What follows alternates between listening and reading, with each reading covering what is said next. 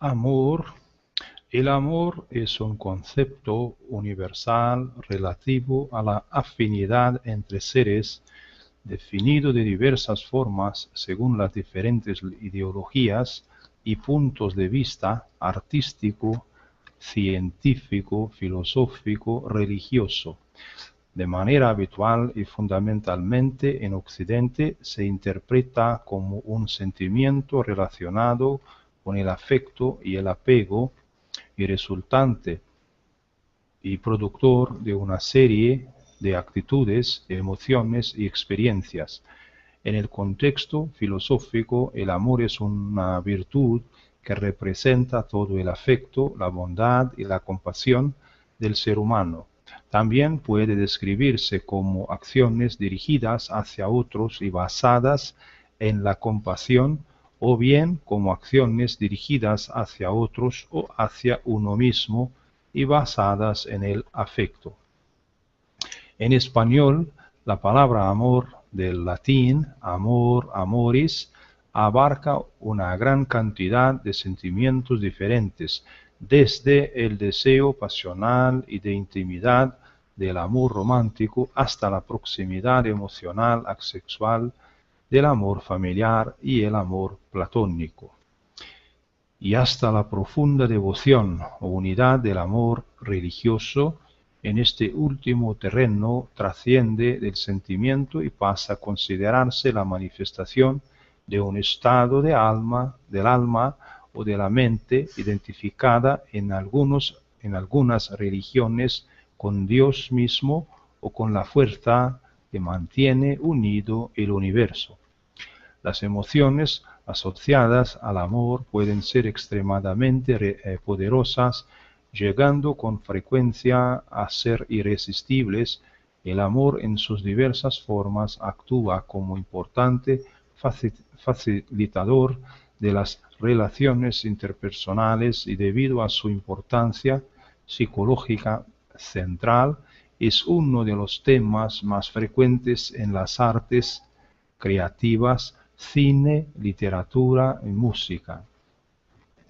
Desde el punto de vista de la ciencia, lo que conocemos como amor parece ser un estado evolucionado del primitivo instinto de supervivencia que mantenía a los seres humanos unidos y heroicos ante las amenazas y facilitaba la continuación de la especie mediante la reproducción. La diversidad de usos y significados y la complejidad de los sentimientos que abarca hacen que el amor sea especialmente difícil de definir de un modo consistente, aunque básicamente el amor es interpretado de dos formas: bajo una concepción altruista basada en la compasión y la colaboración, y bajo otra egoísta basada en el interés individual y la rivalidad. El egoísmo suele estar relacionado con el cuerpo y el mundo material, el altruismo con el alma y el mundo espiritual. Ambos son, según la ciencia actual, expresiones de procesos cerebrales que la evolución proporcionó al ser humano. La idea del alma o de algo parecido al alma probablemente apareció hace entre 1.000.000 y varios cientos de miles de años. A menudo sucede que individuos, grupos humanos o empresas disfrazan su comportamiento egoísta del altruismo. Es lo que conocemos como hipocresía, y encontramos numerosos ejemplos de dicho comportamiento en la publicidad. Recíprocamente, también puede ocurrir que en un ambiente egoísta, un comportamiento altruista se disfrace de egoísmo. Oskar Schindler proporcionó un buen ejemplo. A lo largo de la historia se han expresado incluso en culturas sin ningún contacto conocido entre ellas, conceptos que con algunas variaciones incluyen la dualidad esencial del ser humano, lo femenino y lo masculino, el bien y el mal, el yin y el yang, el apeiron de Anaximandro. Dos formas de entender el amor. Los seres humanos podemos desarrollar en esencia dos tipos de actitudes. Bajo una de ellas somos altruistas y colaboradores, y bajo la otra somos egoístas y competidores. Existen personas totalmente polarizadas hacia una de las dos actitudes por voluntad propia. Por ejemplo, los monjes budistas están totalmente volcados hacia el altruismo y los practicantes del objetivismo hacia el egoísmo. Y también existen personas que combinan ambas formas de ser, comportándose unas veces de forma altruista y colaboradora, otras de forma egoísta y competitiva, y otras de forma parcialmente altruista y competitiva. En algunas partes del mundo predomina el altruismo, Tíbet, de modo que el egoísmo se ve en general como algo negativo, y existen grupos humanos donde sucede lo contrario. Todas las guerras de la historia nacieron del egoísmo por parte de al menos uno de los dos bandos. Todas las situaciones conflictivas del ser humano proceden del egoísmo. Enfoque científico del egoísmo y el altruismo. Richard Dawkins interpreta ambas actitudes como las expresiones del instinto de conservación del individuo, egoísmo, y de la especie, altruismo. Explica que según una teoría aceptada por algunos biólogos, heredamos los genes responsables de tales actitudes de especies antecesoras, y que antes de nuestra llegada la evolución biológica estuvo probablemente controlada por un mecanismo denominado selección de grupos. En virtud de este mecanismo, los grupos de individuos en los que hubiese más miembros dispuestos a sacrificar su vida por el resto tendrían mayor probabilidad de sobrevivir que los que estaban compuestos por individuos egoístas. Esto daría como resultado que el mundo terminase poblado por individuos altruistas. Es una teoría que, aunque proporciona una explicación para el hecho de que actualmente el altruismo predomine en el mundo, genera gran controversia en el mundo científico por contradecir directamente la teoría darwinista. Por ello, la explicación personal del autor acerca de la supervivencia del altruismo en el marco darwinista del egoísmo individual es que la unidad de supervivencia no es el individuo, sino el gen. Es decir, bajo este punto de vista, los seres humanos y los grupos de seres humanos somos máquinas de supervivencia creadas por los genes en su propio beneficio. En cualquier caso, argumenta Dawkins, por el hecho de ser la primera especie racional, también somos la primera especie en la historia de la evolución capaz de elegir entre ambos tipos de comportamiento de forma voluntaria, actuando por lo tanto de forma independiente a nuestra propia programación genética.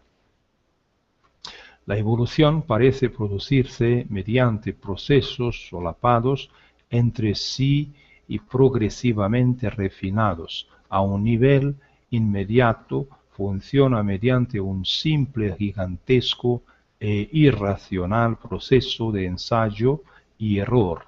Los éxitos de determinado estado de organización facilitan su continuación. No obstante, a medida que la organización se va desarrollando cada vez más, aparecen de forma espontánea métodos de predicción estratégica que eligen caminos indirectos y a corto plazo, incluso pueden parecer un error, pero que considerados en conjunto constituyen un acierto. Este tipo de conducta o conductas han podido observarse en modelos virtuales de evolución programados en una computadora.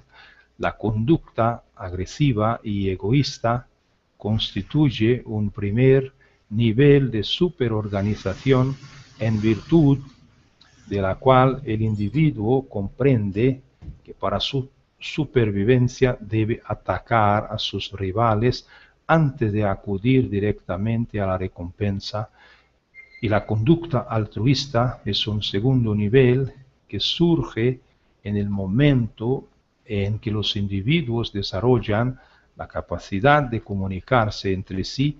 En modelos computacionales se ha observado el desarrollo completamente espontáneo de combinaciones de ambos mecanismos, de tal modo que un individuo se comunica con otros varios y miente al resto en beneficio del grupo. El egoísmo de este modo aparece desde la perspectiva del grupo como un comportamiento táctico y el altruismo como un comportamiento estratégico.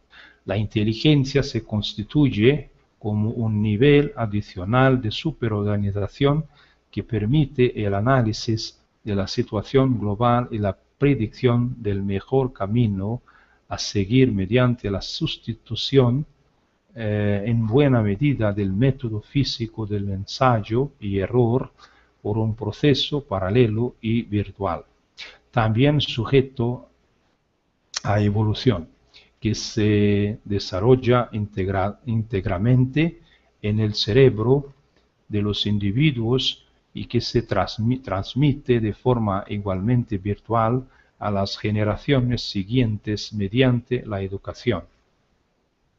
Según la teoría de la singularidad tecnológica, en conjunción con el concepto de transhumanismo, se sugiere que pronto tendremos la posibilidad de programar de forma artificial nuestra propia evolución de la forma más beneficiosa para todos, aunque no obstante existen críticas al respecto. Concepción altruista. El altruismo puede entenderse como altruismo puro, donde no existen apego ni deseo, como en el caso del budismo, o bien como egoísmo altruista, como en el caso del cristianismo, donde existe apego a un ser superior y el deseo de obtener la salvación. En la práctica, en ambas religiones existen apego y deseo, y en el budismo existe una última etapa previa a la iluminación, que consiste en la renunciación a todos los logros conseguidos a cambio de nada, con el objetivo de destruir el ego completamente. Para el llamado altruismo puro, no existe posibilidad de negociación, las relaciones no son competitivas, sino colaborativas. Uno procura el bienestar de los demás sin esperar nada a cambio, y los demás procuran el bienestar de uno. El budismo sitúa al apego y al deseo como emociones negativas que también producen ira y, en definitiva, sufrimiento. Apego, deseo, ira, miedo e ignorancia, por ejemplo, falta de comprensión del sufrimiento ajeno, contribuyen a reforzar el ego. En la filosofía budista, el amor real es el amor compasivo, y el amor y el ego son incompatibles. Recientes estudios científicos han demostrado que la meditación produce un incremento de la actividad en las zonas cerebrales relacionadas con las emociones positivas y una disminución de la actividad en las zonas relacionadas con la ira y la depresión. El egoísmo altruista es la filosofía de las relaciones humanas predicada por Jesucristo. Ama a Dios sobre todas las cosas y al prójimo como a ti mismo. El altruismo es la forma de entender el amor para Leibniz, quien cree que si uno realmente entiende y busca el amor, siempre obtendrá placer en la felicidad de otro. Amar verdaderamente y de un modo desinteresado no es otra cosa que encontrar placer en las perfecciones o en la felicidad del objeto. Gottfried Leibniz. La psicología humanista considera que el amor es indispensable para conseguir una autoestima saludable. Es imposible la salud psicológica a no ser que lo esencial de la persona sea fundamentalmente aceptado, amado y respetado por otros y por ella misma. Abraham Maslow. Abraham Maslow sitúa al amor en el estrato de afiliación entre el de seguridad y el de reconocimiento dentro de su jerarquía de las necesidades humanas. Matthew Ricard, doctor en bioquímica y monje budista, pone como ejemplo los comportamientos altruistas que existieron entre judíos desconocidos entre sí durante la ocupación nazi para ilustrar el hecho de que los seres humanos somos altruistas por naturaleza. ¿Cómo cabe pensar que actuasen por egoísmo en esa situación? Argumenta. El amor compasivo desde el punto de vista científico, Matthew Ricard se sometió a un exhaustivo estudio mediante escáneres cerebrales bajo un estado especial de meditación en el que se genera un estado de amor y compasión puros y no enfocados hacia nada ni nadie en particular. Los resultados mostraron un aumento sin precedentes en la actividad del córtex prefrontal izquierdo del cerebro relacionado con las emociones positivas, mientras que la actividad en la zona del lóbulo derecho relacionada con la depresión disminuía, como si la compasión fuese un buen antídoto contra la depresión. Y también disminuía la actividad de la amígdala relacionada con el miedo y la ira. Por otro lado, un grupo de empleados de una empresa realizaron 30 minutos diarios de meditación durante 3 meses. A lo largo del estudio reportaron un descenso en sus niveles de ansiedad y se pudo ver que también se incrementaba la actividad de su córtex prefrontal izquierdo.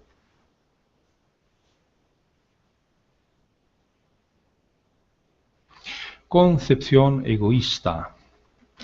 La concepción anterior es diametralmente opuesta a la del capitalismo, que promueve el llamado egoísmo inherente al ser humano y sobre el cual se basa. Ayn Rand defiende que el egoísmo es en esencia un sentimiento noble y que cada persona es responsable de su propia felicidad y no de la de los demás. Este pensamiento está íntimamente ligado al capitalismo puro. Juro por mi vida y por mi amor por ella, que nunca viviré por el bien de otro hombre, ni pediré a otro hombre que viva por el mío. Ayn Rand. Tanto El manantial como La rebelión de Atlas, las dos últimas obras de ficción de Ayn Rand, siguen apareciendo en la lista de clásicos más vendidos de Barnes and Nobles, mientras guionistas están trabajando en adaptaciones al cine de ambas obras, según una encuesta realizada a los lectores del Club del Libro del mes de la Biblioteca del Congreso. La rebelión de Atlas ocupaba el segundo lugar, siendo considerado después de la Biblia como el libro más influyente para los estadounidenses hoy en día. Estudiantes universitarios, profesores, hombres de negocios, Alan Greenspan, la banda de rock Rush, y el principal asesor económico del presidente ruso Vladimir Putin, todos se proclaman fans de Ayn Rand. En su película de 1948, Rope, y probablemente influido por los recientes sucesos del nazismo, Alfredo Hitchcock ilustró mediante un ejemplo ficticio los peligros que supone llevar una idea teórica a la práctica hasta sus últimas consecuencias y sin reparar en otras consideraciones. El amor sexual en cualquiera de sus variantes constituye asimismo un amor marcadamente egoísta, lo que se manifiesta como un altruismo hacia la pareja constituye una manifestación de puro egoísmo respecto al resto de la sociedad. El propio acto sexual se desarrolla bajo un estado de egoísmo personal en el que el individuo busca su propio placer, ya sea de forma directa o por la gratificación que le produce el placer de su pareja. En la misma línea, Sigmund Freud consideraba que todas las motivaciones humanas tenían un trasfondo libidinoso y por lo tanto egoísta. Al considerar el amor compasivo sublimado, describe al amor como un comportamiento exclusivamente narcisista. Para él, las personas solo aman lo que fueron, lo que son o lo que ambicionan ser. Distingue incluso entre grados saludables y patológicos de narcisismo. Escribió, entre otras cosas, que el amor incondicional de una madre lleva a una perpetua insatisfacción. Cuando uno fue incontestablemente el hijo favorito de su madre, mantiene durante toda su vida ese sentimiento de vencedor, mantiene el sentimiento de seguridad en el éxito, que en realidad raramente se satisface. Es una forma de entender las relaciones humanas que se ha extendido durante el siglo XX, desde Estados Unidos a otros países occidentales, y actualmente existe una dura pugna entre sus defensores y detractores. Francia y Argentina son los dos países que más se resisten a abandonar la cultura del psicoanálisis. En España, más del 9% de los psicólogos siguen ya este paradigma. El amor en la sociedad capitalista.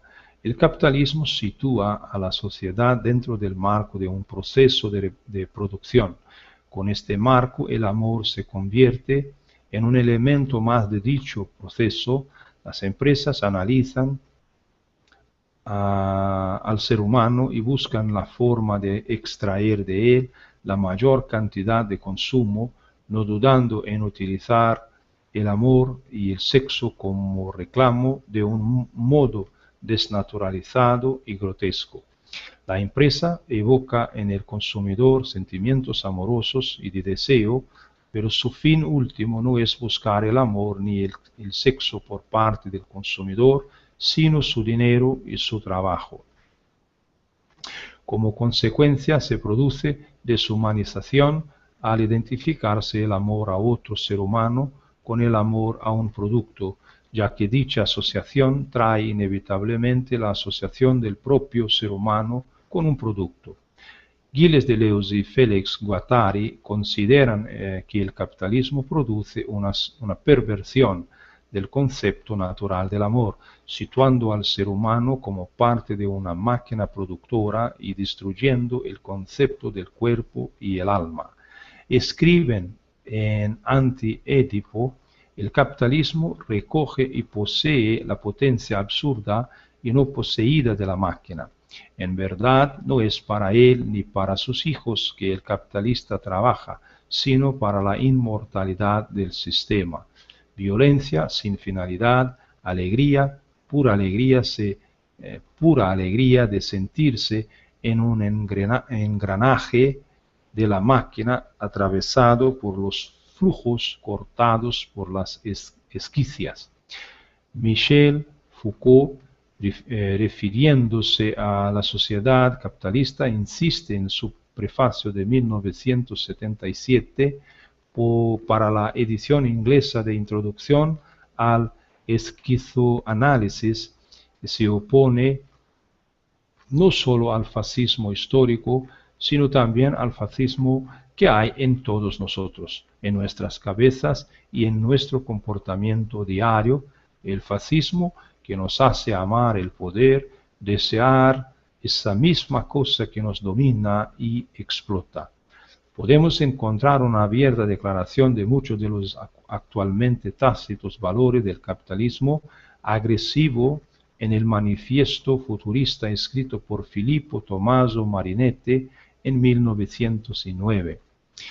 Dentro de la cadena productiva, o como se la conoce en el mundo anglosajón, cadena de comodidad, la mentira también es un elemento válido. De hecho, es un elemento recurrente y necesario para que el sistema no sucumba.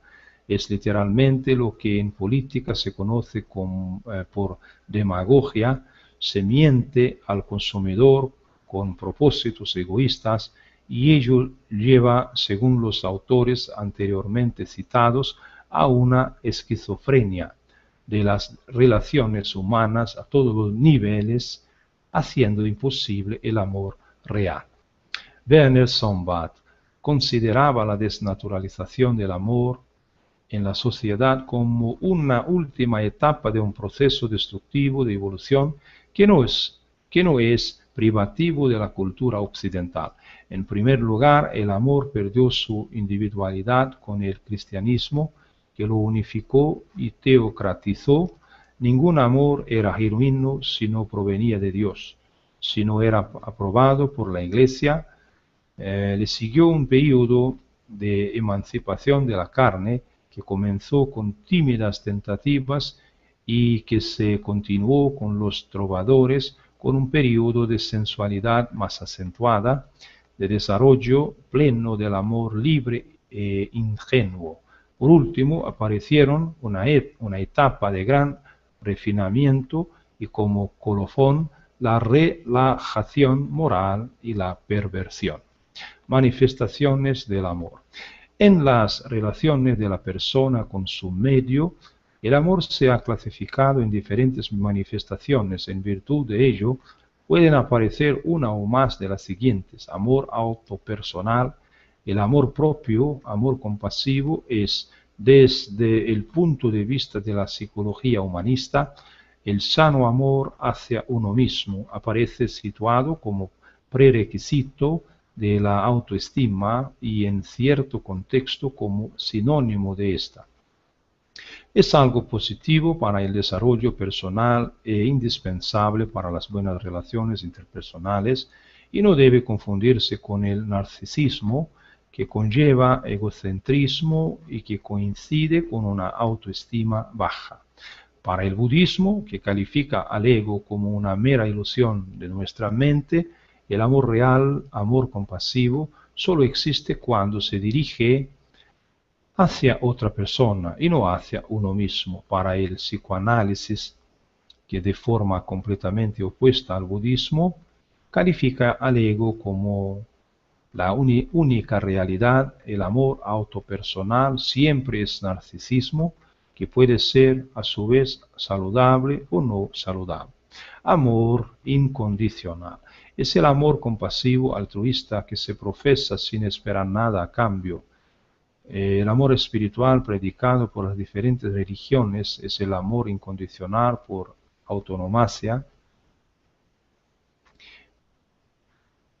El amor maternal o amor de madre a hijo se reconoce también como amor de este tipo y por tradición se considera motivado por un fuerte instinto se considera motivado por un fuerte instinto que lo hace especialmente intenso. No obstante, hay también quien cuestiona la existencia de dicho instinto. Amor filial, entre hijos y padres, y por extensión entre descendientes y ancestros. Amor fraternal, En su sentido estricto, es el afecto entre humanos, aunque puede extenderse a otros parientes exceptuados los padres y los descendientes. Nace de un sentimiento profundo de gratitud y reconocimiento a la familia y se manifiesta por emociones que apuntan a la convivencia, la colaboración y la identificación de cada sujeto dentro de una estructura de parentesco. Desde el punto de vista del psicoanálisis, el fraternal es, al igual que el amor filial, sublimado, ya que está fundado en la interdicción del incesto. Amistad. Cercano al amor fraternal es un sentimiento que nace de la necesidad de los seres humanos de socializar. El amor al prójimo nace a su vez de uso de la facultad de la mente de empatizar y tolerar y constituye la abstracción de la amistad. Para Erich Fromm, dicho amor al prójimo equivale al amor fraternal y al amor predicado en la Biblia mediante la frase amarás al prójimo como a ti mismo. Amor romántico nace en la expectativa de que un ser humano cercano colme a uno de satisfacción y felicidad existencial. Este sentimiento idealiza en cierto grado a la persona objeto de dicha expectativa definida en la psiquis. Amor confluente. Amor entre personas capaces de establecer relaciones de pareja, definido a mediados del siglo XX, aparece por oposición al amor romántico, no tiene que ser único, no tiene que ser para siempre, no supone una entrega incondicional, etc. Amor sexual incluye el amor romántico y el amor confluente. El deseo sexual, según Helen Fisher, es diferente del amor romántico y del afecto. Véase su estudio al respecto. Desde el punto de vista de la psicología humanística o humanista, el amor romántico y el amor interpersonal en general está relacionado en gran medida con la autoestima. Amor platónico con propiedad es un concepto filosófico que consiste en la elevación de la manifestación de una idea hasta su contemplación, que varía desde la apariencia de la belleza hasta el conocimiento puro y desinteresado de su esencia. Para Platón, el verdadero amor es el que nace de la sabiduría, es decir, del conocimiento. Vulgarmente se conoce como una forma de amor en que no hay un elemento sexual, o éste se da de forma mental, imaginativa o idealística y no de forma física. Amor a los animales y las plantas nace de un sentimiento protector.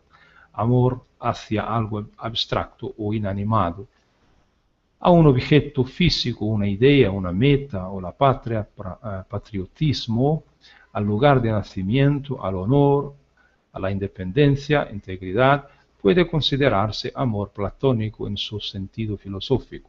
El patriotismo puede ir asociado a la heroicidad, en cuyo caso constituye un comportamiento de altruismo respecto a su grupo, que en esencia es un comportamiento de egoísmo respecto a otro grupo, en la medida en que no se considera al otro grupo de la misma condición.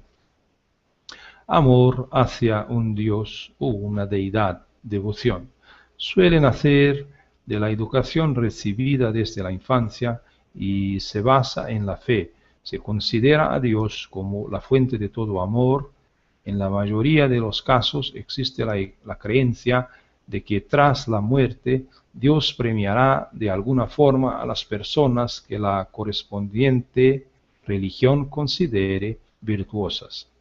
Amor universal. Amor espiritual que según diferentes religiones todas las personas pueden llegar a profesar al medio natural y que los grandes místicos experimentan como expresión del nirvana, éxtasis o iluminación, estados de conexión absoluta con el universo o con Dios.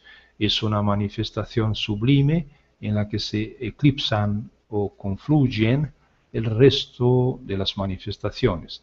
Eckhart Tolle sostiene que el amor como estado continuo aún es muy raro y escaso, tan escaso como un ser humano consciente. Simbología. Desde tiempos inmemoriales, el amor y todo lo relacionado con él se ha asociado con símbolos e íconos de los que han sobrevivido hasta la actualidad. Unos son autóctonos de las diferentes culturas o ligados a las costumbres de determinados lugares geográficos, y otros, con el paso de los siglos, se han convertido en interculturales o incluso universales en el mundo civilizado.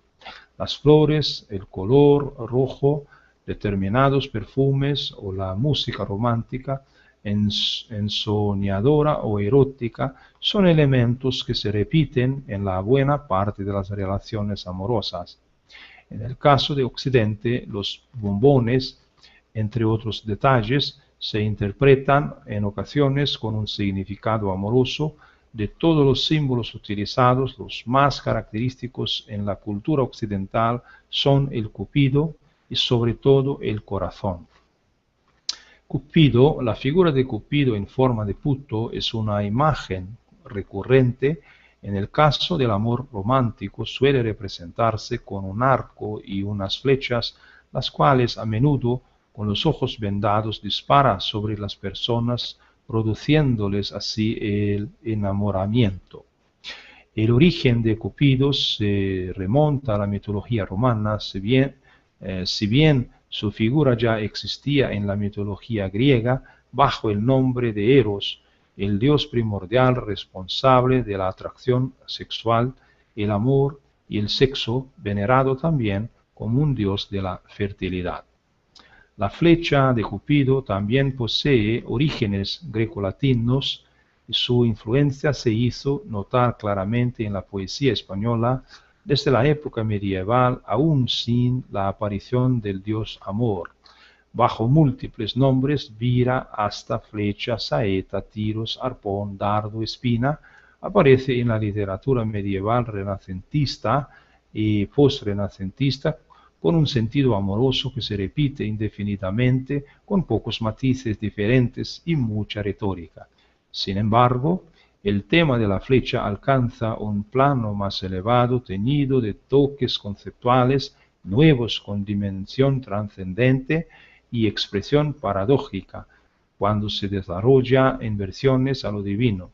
De estas es significativa la narración de Santa Teresa de Jesús en su pasaje del libro de su vida, en el que cuenta su transverberación en presencia de Serafín. A partir del Renacimiento, la figura de los putti llegó a confundirse con los querubines, confusión que perdura en la actualidad. Tanto los putti como los cupidos y ángeles pueden encontrarse en el arte religioso y secular desde la década de 1420 en Italia, desde finales del siglo XVI en los Países Bajos y Alemania, desde el período manierista y el Renacimiento tardío en Francia, y a lo largo del barroco en frescos de techos los han representado tantos artistas que presentar la lista de estos sería poco útil, aunque entre los más conocidos se encuentran el escultor Donatello y el pintor Rafael. Dos putti en actitud curiosa y relajada que aparecen a los pies de su Madonna Sixtina son reproducidos con frecuencia. Experimentaron una revitalización importante en el siglo XIX y comenzaron a aparecer retozando en obras de pintores académicos, desde las ilustraciones de Gustave Doré para Orlando Furioso hasta anuncios. Actualmente son un motivo muy utilizado como representación del amor en imágenes destinadas a la mercadotecnia. Tal es el caso de muchas postales de San Valentín. Corazón. El símbolo del corazón es el que más frecuentemente se relaciona con el amor. cuando aparece atravesado por la flecha de Cupido, simboliza el amor romántico y es la forma común en la que las parejas adolescentes lo dibujan en los más variopintos lugares para dejar constancia de su amor. También se hace alusión al corazón real o al pecho de los amantes como fuente y receptáculo del amor.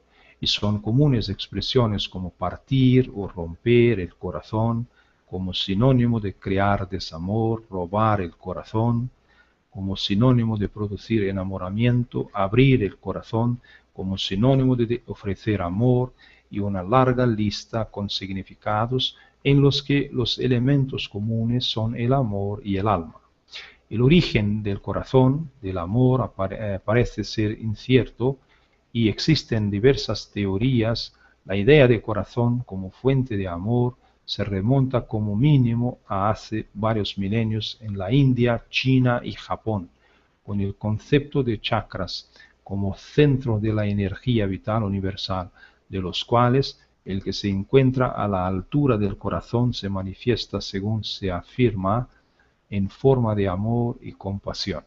Respecto al símbolo propiamente dicho, hay quien lo atribuye a una planta originaria del norte de África conocida como silfio, generalmente considerada un hinojo gigante extinto, aunque algunos afirman que la planta es realmente Ferula tingitana o tingitana.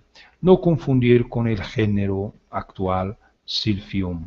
Durante el siglo VII a.C., la ciudad-estado de Cirene tenía un lucrativo negocio con dicha planta.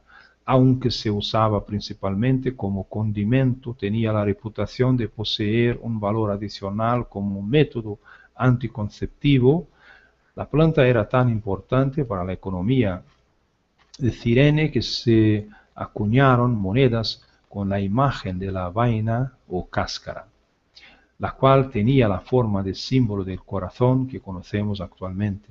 Según esta teoría, dicho símbolo se asoció inicialmente con el sexo y posteriormente con el amor. La Iglesia Católica sostiene que la forma del símbolo no apareció hasta el siglo XVII, cuando Santa Margarita María Alacoque tuvo una visión del mismo rodeado de espinas. Este símbolo se hizo conocido como el Sagrado Corazón de Jesús, se asoció con el amor y la devoción y empezó a aparecer a menudo en vidrieras y otros tipos de iconografía eclesiástica. No obstante, aunque el Sagrado Corazón probablemente popularizase el símbolo que hoy conocemos, la mayoría de los eruditos coinciden en que ya existía desde mucho antes del siglo XV. Existen otras ideas menos románticas acerca del origen. Algunos afirman que la forma actual del símbolo surgió simplemente de burdos intentos de dibujar un corazón humano real, el órgano que los antiguos, entre ellos Aristóteles, creían ser el contenedor de todas las pasiones. Un importante erudito sobre la iconografía del corazón sostiene que la imprecisa descripción anatómica que hizo el filósofo como un órgano de 3 cámaras con la parte superior redondeada y la inferior puntiaguda pudo haber inspirado a los artistas medievales a la hora de crear lo que hoy conocemos como la forma de corazón. A su vez, la tradición medieval del amor cortés pudo haber reforzado la asociación del símbolo con el amor romántico. Los corazones proliferaron cuando el intercambio de postales de San Valentín ganó popularidad en Inglaterra en el siglo XVII. En un principio, las cartas eran simples, pero los victorianos hicieron que fuesen más elaboradas, empleando el símbolo del corazón en conjunción con cintas y lazos.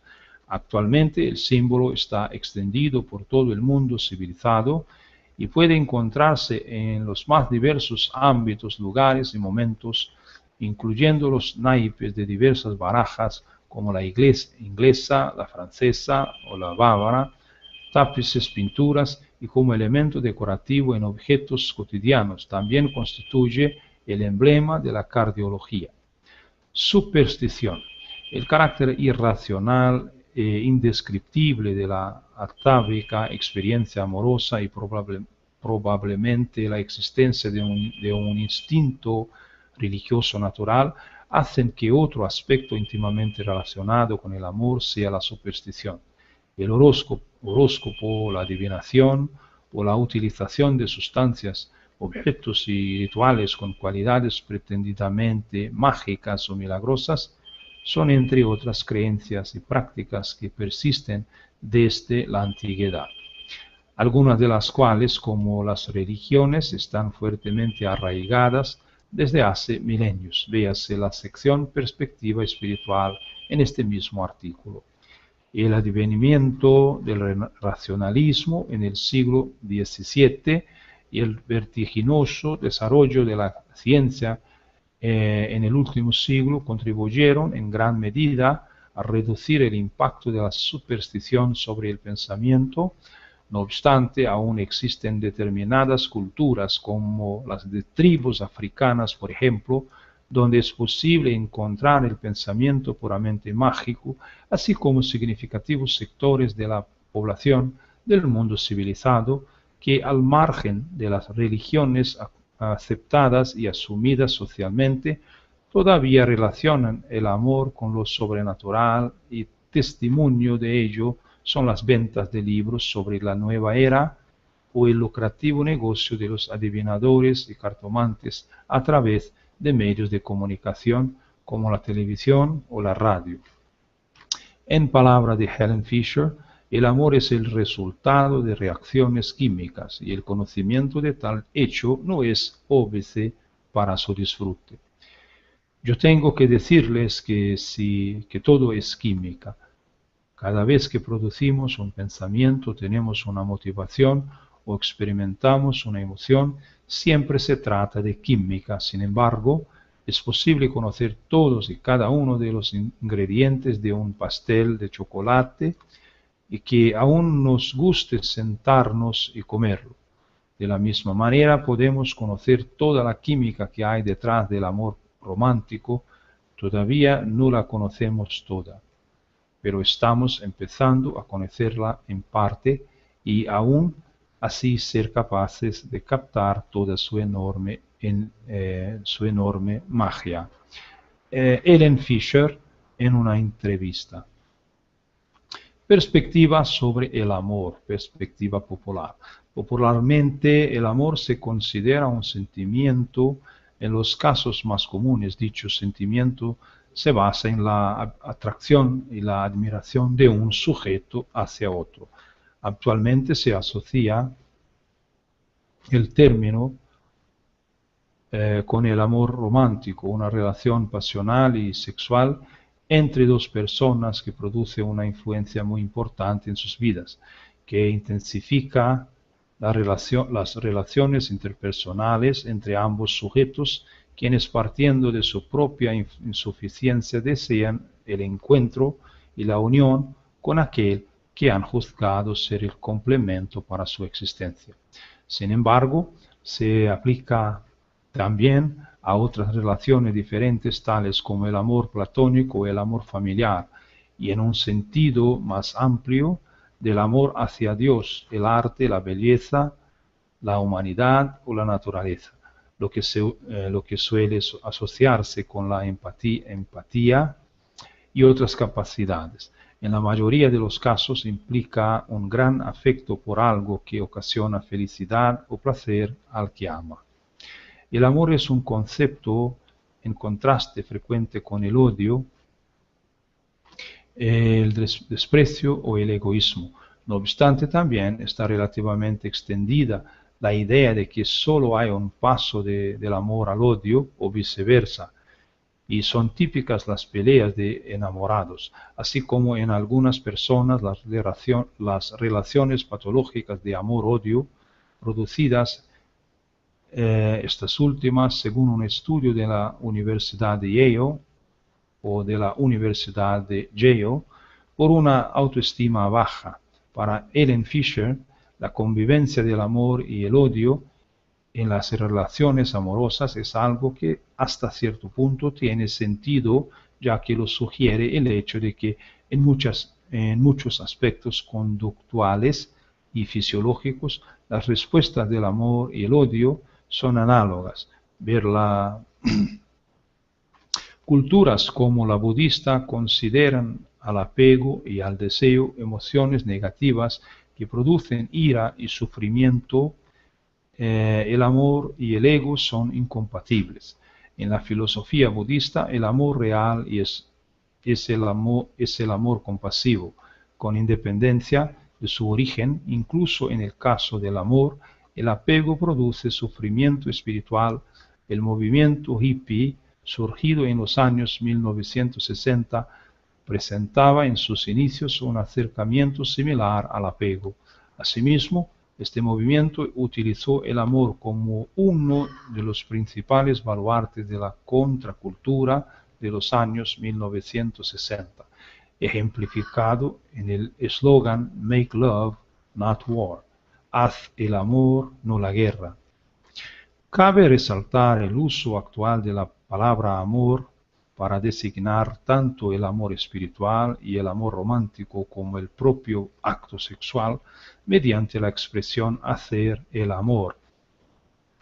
Hasta mediados del siglo XX, esa expresión estaba reservada para el galanteo. Las personas tienden a aplicar el concepto del amor de un modo intuitivo desde y hacia otros animales, normalmente próximos en la escala evolutiva o que muestran signos interpretables como inteligencia, y hacia otros seres vivos como las plantas. En el primer caso, a menudo se debe a que los signos externos al ser humano son interpretados de forma antropocéntrica.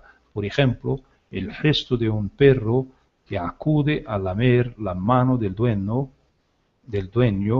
se interpreta como una demostración de amor. Sin embargo, los procesos psicológicos que producen ese tipo de comportamientos en el perro responden, según los conocimientos científicos actuales, a otro tipo de motivaciones, mucho menos complejas que las de los seres humanos, como lo puede ser, por ejemplo, la necesidad de mantenimiento de la manada, heredada de su ancestro evolutivo, el lobo.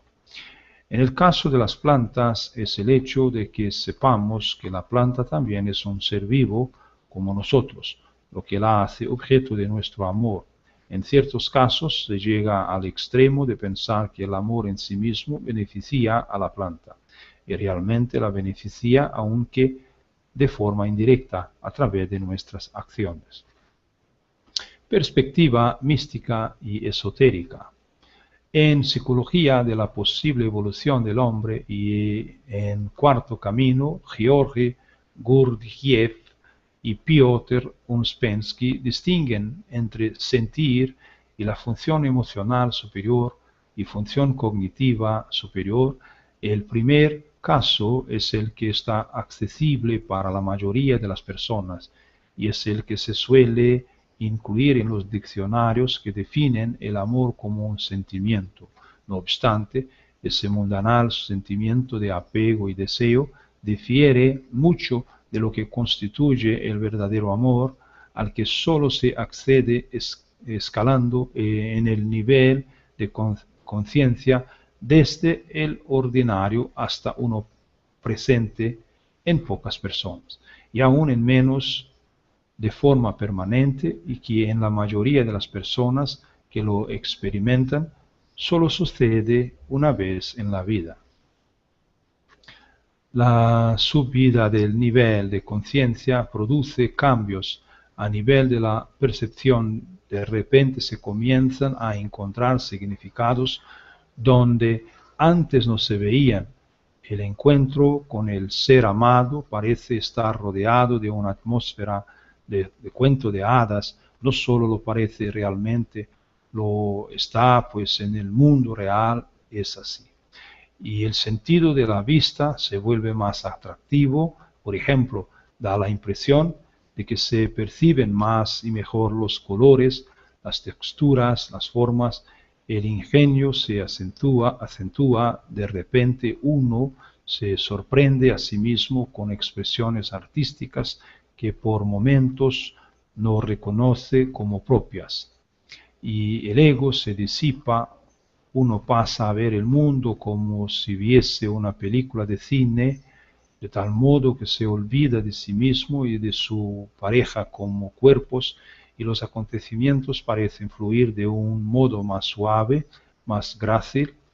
El espíritu florece como un manantial compasivo hacia todas las cosas y en algunos casos se llega a la producción de experiencias milagrosas, realmente sin comillas, en las que se dan coincidencias sorprendentes, amigos que casualmente aparecen en lugares totalmente inesperados, canciones que comienzan a sonar en el momento adecuado y en general la sensación de que el mundo se adapta a los enamorados a su paso, lo cual a su vez refuerza el amor y contribuye a profundizar en el estado aún más, tal vez por el implacable escepticismo del ego y por las numerosas experiencias microtraumáticas y estresantes que sobre todo en ausencia del ser amado experimentamos en el trabajo, en el hogar, en la calle,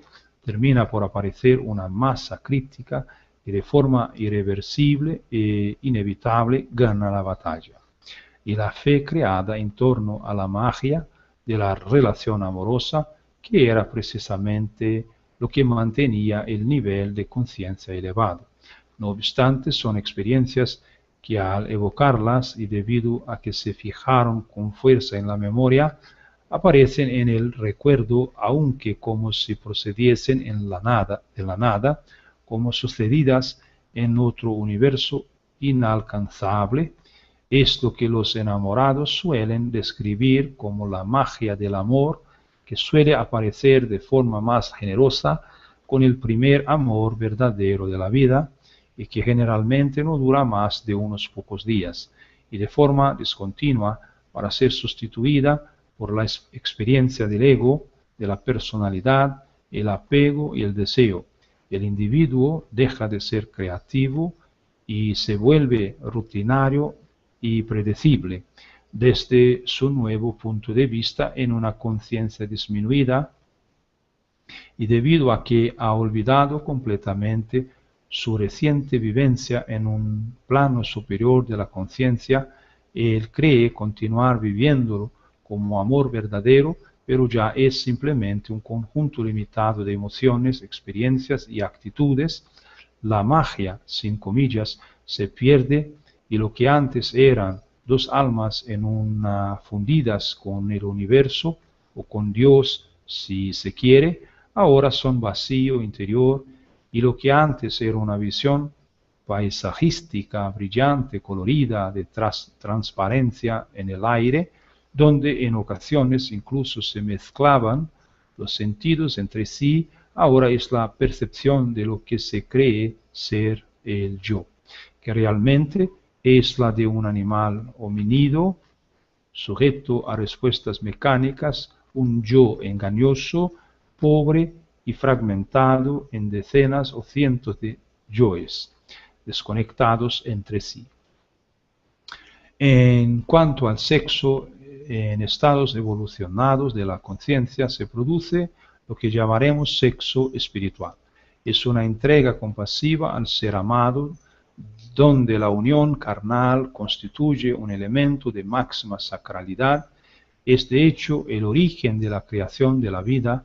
El ego no existe y como consecuencia se pierden todos los elementos morbosos que son sustituidos por sentimientos de pureza y inocencia. La tensión emocional que existe en el sexo ordinario es sustituida por una sensación de fluidez, de flotar en el vacío, acompañada por un flujo suave y sin límites de amor compasivo que energetiza energetiza los cuerpos y que se expande de forma explosiva en el orgasmo, liberándose finalmente gran parte de la energía acumulada. En la novela Las 9 Revelaciones, James Redfield explica a muchos de los fenómenos que se producen en el cuarto camino, incluyendo la aparición del amor real. Helen Fisher indica que durante el enamoramiento pueden producirse de forma natural sustancias como la dopamina, la anfetamina o el bupropión, lo cual podría explicar los efectos anteriormente citados. Perspectiva espiritual.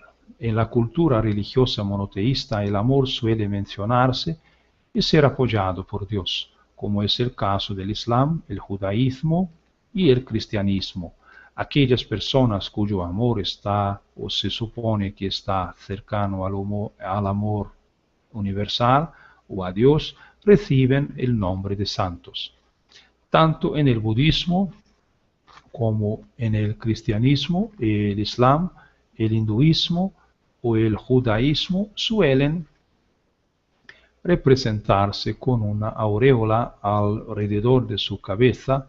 Los budas son presentados con aureolas adicionales alrededor de todo su cuerpo.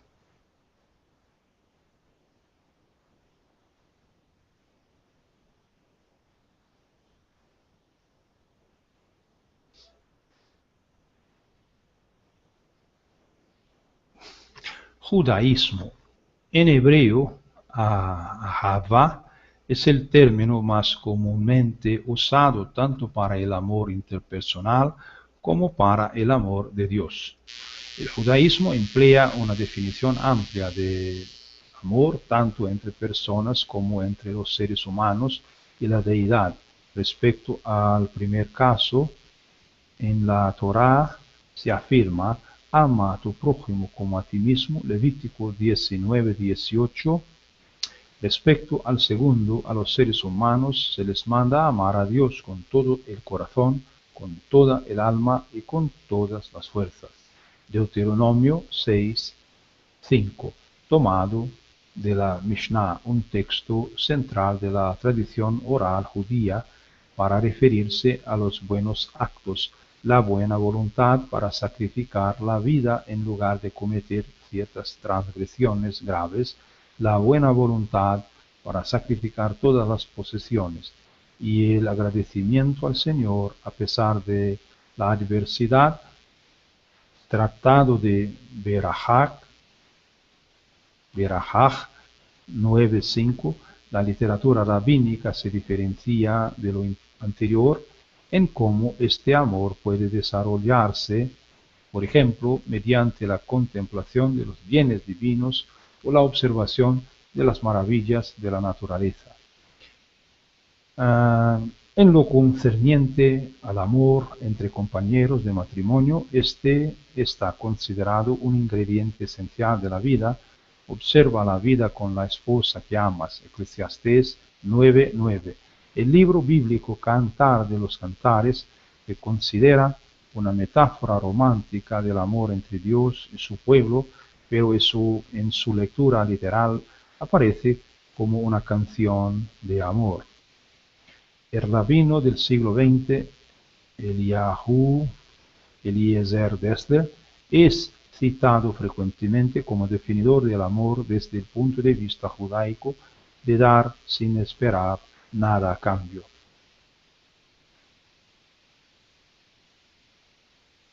Cristianismo. En el cristianismo se entiende que el amor proviene de Dios porque el amor es una virtud teologal. El amor de hombre y mujer, eros en griego, y el amor desinteresado por los demás, ágape, se contrastan a menudo como amor ascendente y descendente, respectivamente, aunque en última instancia son una misma cosa. Muchos teólogos cristianos ven a Dios como fuente de amor que es reflejado en el ser humano y sus propias relaciones amorosas. C.S. Lewis influente teólogo anglicano, escribió varios libros sobre el amor, especialmente The Four Loves. El Papa Benedicto XVI, en su encíclica Deus Caritas Est, o sea, Dios es amor, también pretendió reflexionar sobre el amor divino para con el ser humano y la relación entre el ágape y el eros. Existen varias palabras griegas para el amor que se utilizan con frecuencia en ámbitos cristianos. Ágape, en el Nuevo Testamento, ágape es caritativo, desinteresado, altruista e incondicional. Es el amor de los padres visto como creador del bien en el mundo, es el modo en el que se ve a Dios, amar a la humanidad, y es la clase de amor que los cristianos aspiran a tener por sus semejantes. Fileo, también usado en el Nuevo Testamento, es una respuesta humana a algo que se ha encontrado muy agradable, también conocido como amor fraternal. Las palabras eros, amor sexual, y storge, amor entre hijos y padres, nunca se usaron en el Nuevo Testamento. Los cristianos creen que amar a Dios con todo el corazón, mente y fuerza, sobre todas las cosas, y amar al prójimo como a uno mismo, son las dos cosas más importantes en la vida, el mayor mandamiento de la Torá de los judíos según Jesús. San Agustín resumió este pensamiento al escribir: ama a Dios y haz lo que quieras. El apóstol San Pablo glorificó el amor como la mayor de las virtudes, describiéndolo en el famoso poema Primera Epístola a los Corintios. Escribió: el amor es paciente, es servicial, el amor no es envidioso, no hace alarde, no se envanece, no procede con bajeza, no busca su propio interés, no se irrita, no tiene en cuenta el mal recibido, no se alegra de la injusticia, sino que se regocija con la verdad. El amor todo lo disculpa, todo lo cree, todo lo espera, todo lo soporta. Primera Epístola a los Corintios 13, 4 al 7. En la primera epístola de Juan capítulo 4 se dice: queridos míos, amémonos los unos a los otros, porque el amor procede de Dios, y el que ama ha nacido de Dios y conoce a Dios. El que no ama no ha conocido a Dios, porque Dios es amor. Primera epístola de Juan 4, versículos 7 al 8. El apóstol San Juan también escribió: sí, Dios amó tanto al mundo que entregó a su Hijo único para que todo el que cree en Él no muera, sino que tenga vida eterna. Apóstol San Juan 3:16. San Agustín dice que es preciso ser capaz de descifrar la diferencia entre amor y lujuria. Lujuria, según San Agustín, es un gran vicio y pecado, pero amar y ser amado es lo que este santo ha buscado toda su vida. Él mismo dice: yo estaba en el amor con amor. Finalmente, él hace caer en el amor y es amado de vuelta por Dios. San Agustín dice que la única persona que puede amarte verdaderamente y plenamente es Dios, porque el amor de los hombres tiene muchas fallas, tales como celo, desconfianza, miedo, rabia y discordia. De acuerdo con este santo, Dios es amor para alcanzar la paz. Del libro de las Confesiones de Santo Agustín.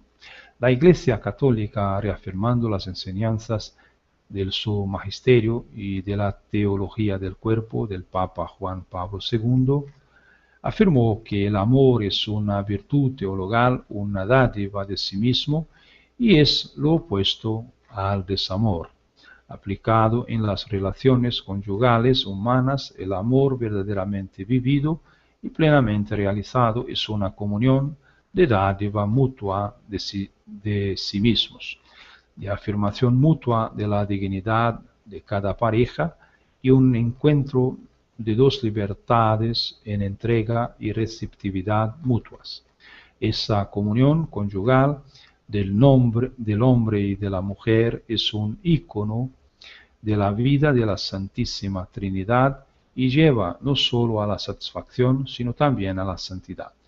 Ese tipo de relación conyugal propuesta por la Iglesia exige permanencia y compromiso matrimoniales. Por esa razón, la sexualidad es una fuente de alegría y placer. No ejerce solo la función de procrear, sino que también juega un papel importante en la vida íntima conyugal. La relación sexual conyugal es considerada como la gran expresión humana y totalmente humanizada del amor idealizado por la Iglesia, donde el hombre y la mujer se unen y se complementan recíprocamente. Todo este amor conyugal propuesto por la Iglesia requiere fidelidad, permanencia y compromiso, que solo puede ser auténticamente vivido en el senso de los lazos del matrimonio y en la castidad conyugal. El Islam y otras creencias árabes. En cierto sentido, el amor abarca la visión islámica de la vida como una hermandad universal que se aplica a todos los que mantienen la fe. No existen referencias directas que afirmen que Dios es amor, pero entre los 99 nombres de Dios, Allah, existe el nombre de Al-Wadud o el amante, que se encuentra en la Surah 11:90 y en la Surah 85:14 se refiere a Dios como pleno de amorosa amabilidad. Todos los que tengan fe tendrán el amor de Dios, aunque el grado de amor recibido y el esfuerzo puesto para conseguirlo depende del individuo en sí mismo. Ishq o el amor divino es el tema principal del sufismo. Los sufís creen que el amor es una proyección de la esencia de Dios sobre el universo. Dios desea reconocer la belleza, de modo que cuando, por ejemplo, alguien se mira en un espejo, es Dios quien se mira a sí mismo dentro de la dinámica de la naturaleza, ya que todo es un reflejo de Dios. La escuela del sufismo practica ver la escuela del sufismo practica ver la belleza dentro de la aparente fealdad. El sufismo se refiere a menudo a ello como la religión del amor. Dios aparece en tres términos principales que son el amante, el amado y el amor, pudiéndose encontrar el último de estos términos frecuentemente en la poesía sufí. Un punto de vista común es que a través del amor la humanidad puede volver a su pureza y gracia inherentes. Los santos sufistas son tristemente célebres por estar borrachos debido a su amor divino. Por lo tanto, es constante la referencia al vino en la poesía y la música sufís. La palabra amor aparece en el Corán más de 80 veces en diferentes formas y significados. Todas las aleyas que incluyen la palabra amor, sean positivas o negativas, aseguran la grandeza del valor del amor en establecer las relaciones en sus diferentes formas y círculos. Algunos ejemplos. Allah traerá a otros a los que amará y por los que será amado.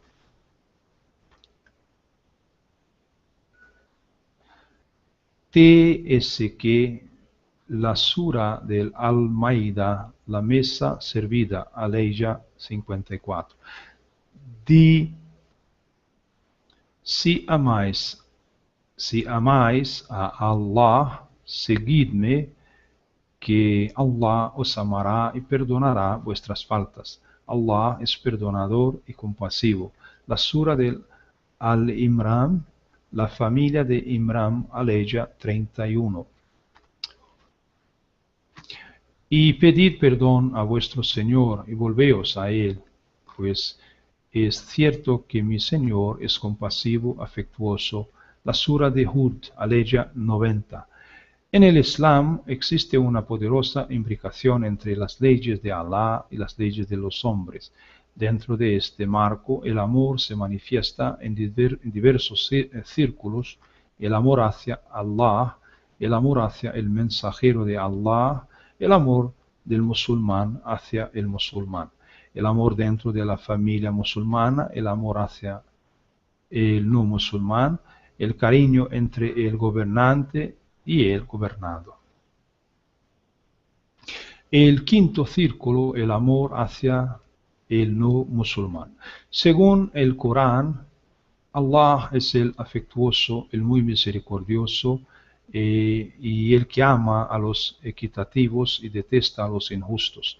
La justicia es el mejor pilar para el amor entre la gente. La misericordia de Allah y los valores islámicos grandes y sublimes hacen del amor un espacio amplio que abarca toda la gente. El primer paso que conduce a este amor es abrir las puertas del reconocimiento de los unos a los otros. Allah, enaltecido y glorificado, dice lo que podemos traducir como: hombres, os hemos creado a partir de un varón y de una hembra, y os hemos hecho pueblos y tribus distintos para que os reconocierais unos a otros. Y en verdad que el más noble de vosotros ante Allah es el que más le teme. Allah es conocedor y está perfectamente informado. En otra azora aparecen estas palabras: y no te temo y no te hemos enviado sino como misericordia para todos los mundos. Allah permite al musulmán casarse con una cristiana o una judía, aunque una parte de sus creencias contradice al Islam y a los hábitos de los musulmanes, y subraya que los cristianos son una gente digna de cariño, mientras que encontrarás que los que están más próximos en afecto a los que creen son los que dicen somos cristianos. Existen otras aleyas que avisan de que los casos de rechazo hacia el otro, los no musulmanes, no son comunes y que tampoco se aplican todo el tiempo. No se permite tratar como enemigos a los que no ejercen enemistad contra los musulmanes. Tampoco se permite clasificarles como enemigos. Más bien merecen otro tipo de tratamiento. Allah no os prohíbe que tratéis bien y con justicia a los que no os hayan combatido a causa de vuestra creencia, ni os hayan hecho abandonar vuestros hogares. Ciertamente Allah ama a los equitativos. El Corán abre las puertas del bien, del cariño y del afecto ante los que se enemistan con los musulmanes. Puede ser que Allah ponga afecto entre vosotros y los que de ellos hayáis tenido como enemigos. Allah es poderoso y Allah es perdonador y compasivo. Y entre los comentarios sobre esta aleya está la siguiente: el afecto después del rechazo, el cariño después del odio y la concordia después de la discordia. Allah es el que puede unir las cosas esparcidas y dispersas. Es el que concilia entre los corazones después de la enemistad y la dureza y los reemplaza por el encuentro y la concordia.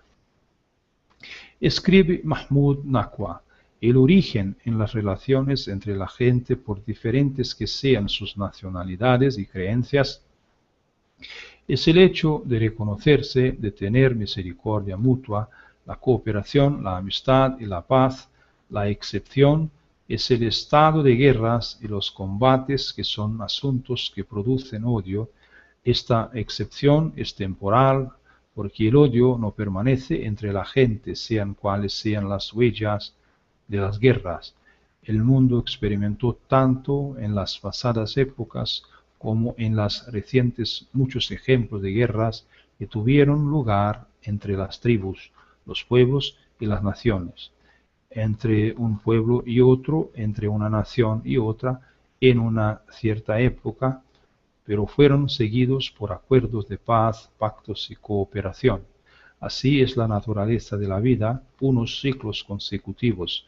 El mejor de la gente es el que utiliza los ciclos del bien, de los acuerdos y de la paz para el desarrollo de los factores del bien y del amor, inculcándolos entre los individuos y los pueblos.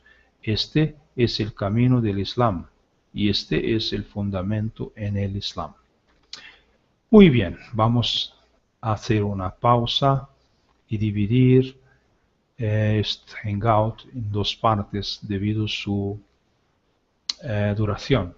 Es un poco grande, es un poco intenso, entonces vamos a continuar en un otro hangout, amor, parte 2, y dando secuencia el amor de acuerdo con el budismo. Muchas gracias y hasta amor, parte 2.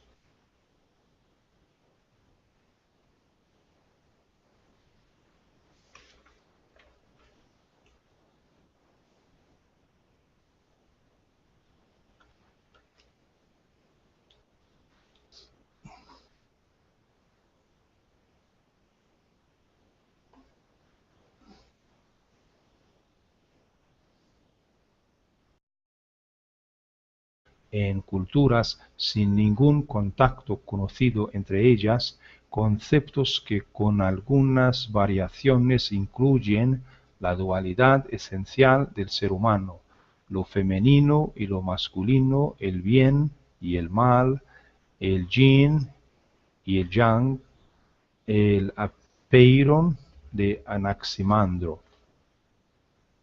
Dos formas de entender el amor. Los seres humanos podemos desarrollar en esencia dos tipos de actitudes. Bajo una de ellas somos altruistas y colaboradores y bajo la otra somos egoístas y competidores. Existen personas totalmente polarizadas hacia una de las dos actitudes por voluntad propia. Por ejemplo, los monjes budistas están totalmente volcados hacia el altruismo y los practicantes del objetivismo hacia el egoísmo. Y también existen personas que combinan ambas formas de ser, comportándose unas veces de forma altruista y colaboradora, otras de forma egoísta y competitiva, y otras de forma parcialmente altruista y competitiva. En algunas partes del mundo predomina el altruismo, Tibet, de modo que el egoísmo se ve en general como algo negativo, y existen grupos humanos donde sucede lo contrario. Todas las guerras de la historia nacieron del egoísmo por parte de al menos uno de los dos bandos. Todas las situaciones conflictivas del ser humano proceden del egoísmo. Enfoque científico del egoísmo y el altruismo. Richard Dawkins interpreta ambas actitudes como las expresiones del instinto de conservación del individuo, egoísmo, y de la especie, altruismo. Explica que según una teoría aceptada por algunos biólogos, heredamos los genes responsables de tales actitudes de especies antecesoras y que antes de nuestra llegada la evolución biológica estuvo probablemente controlada por un mecanismo denominado selección de grupos. En virtud de este mecanismo, los grupos de individuos en los que hubiese más miembros dispuestos a sacrificar su vida por el resto tendrían mayor probabilidad de sobrevivir que los que estaban compuestos por individuos egoístas. Esto daría como resultado que el mundo terminase poblado por individuos altruistas.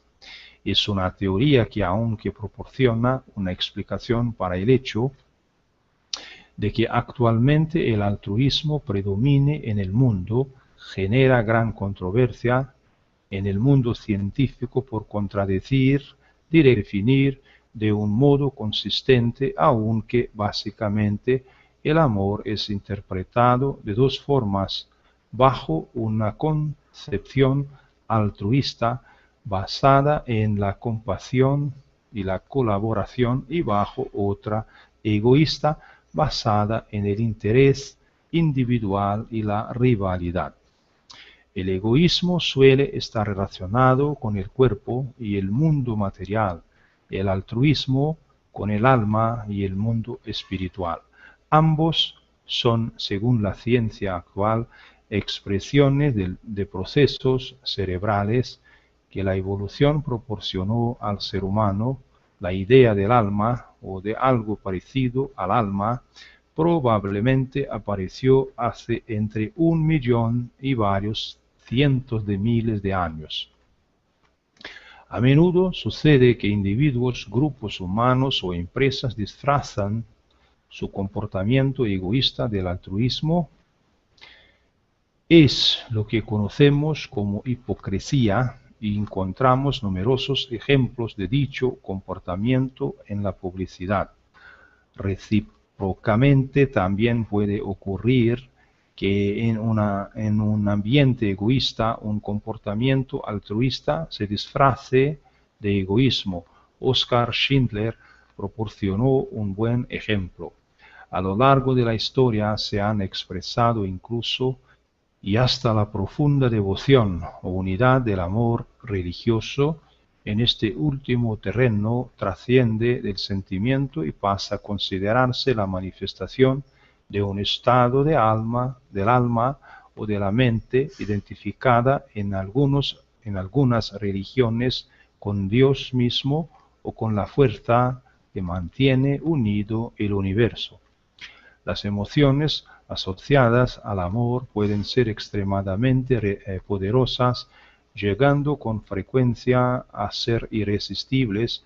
El amor en sus diversas formas actúa como importante facilitador de las relaciones interpersonales y, debido a su importancia psicológica central, es uno de los temas más frecuentes en las artes creativas, cine, literatura y música. Desde el punto de vista de la ciencia, lo que conocemos como amor parece ser un estado evolucionado del primitivo instinto de supervivencia que mantenía a los seres humanos unidos y heroicos ante las amenazas y facilitaba la continuación de la especie mediante la reproducción. La diversidad de usos y significados y la complejidad de los sentimientos que abarca hacen que el amor sea especialmente difícil de